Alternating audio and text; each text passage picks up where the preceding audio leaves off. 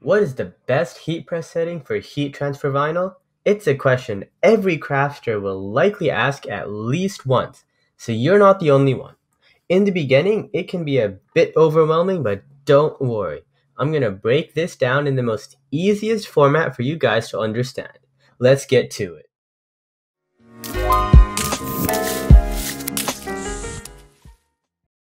Today we're talking iron-on vinyl and how to adhere it to a garment such as a t-shirt, cushion, hat, or anything else.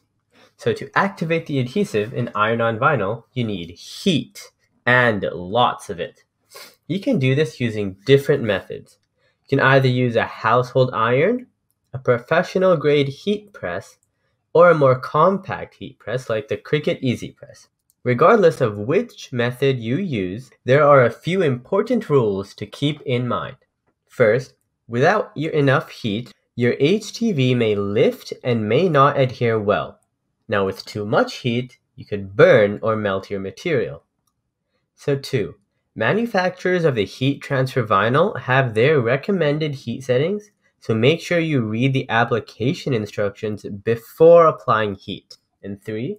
It's always a good idea to first do a test run with a sample garment to make sure you got the right settings before you apply it onto your end product.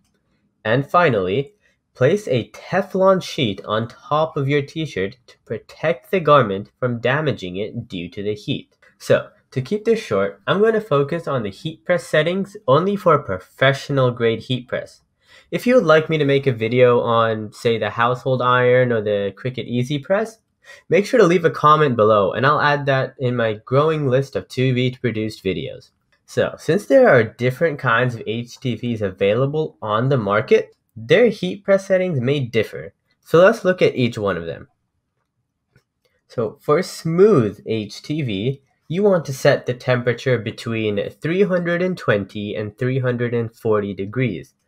You should apply medium pressure for 12 to 15 seconds and then peel it off after 10 seconds.